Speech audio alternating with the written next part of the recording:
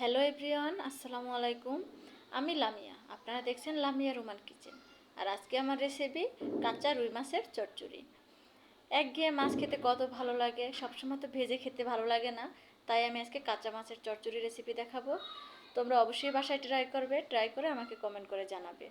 এই মাছটার স্বাদ খুবই ভালো এবং গরম ভাতের সাথে খেতে আমার কাছে খুবই ভালো লাগে। তোমরা অবশ্যই আমাকে জানাবে কমেন্ট করে।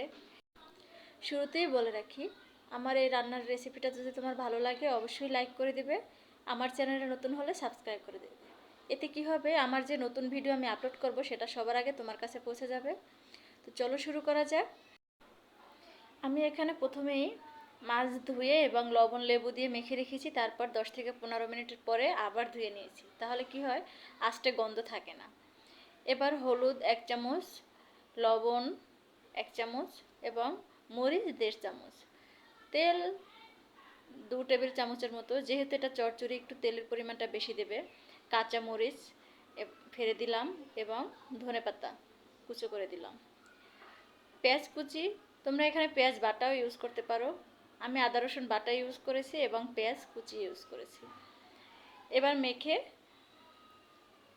অল্প পরিমাণ, যেহেতু মাছটা মানে মাছ এবং জল সমান সমান থাকে, এ পর্যন্ত পানি দিয়ে চুলায় বসিয়ে দিবে। প্রথম বলক আসার পরে আর ঢেকে দিতে হবে না, খোলা রেখে তারপর তুমি 2 থেকে 4 মিনিটের মতো বলক এনে আবার মাছটাকে উল্টিয়ে দিবে। তারপর আস্তে আস্তে ঝোলটাকে শুকিয়ে নেবে। অবশ্যই রান্না করার মাঝখানে খেয়াল করবে তোমার তরকারিতে লবণটা তুমি ঠিকঠাক মতো দিয়েছো কিনা, কারণ লবণ ছাড়া খাবারে একদমই স্বাদ আসে না। এটা খুবই একটা গুরুত্বপূর্ণ ব্যাপার। তোমার রান্নাটা হয়ে আসছে, এ পর্যায়ে তুমি আবার চাইলে ধনেপাতা দিতে পারো, কাঁচামরিচ আস্ত বা ফেলে দিতে পারো। তাহলে কি হবে, ফ্লেভারটা খুবই সুন্দর আসবে। বা যারা জিরা খেতে চাও তারা জিরাও দিতে পারো, তোমাদের চয়েস অনুযায়ী।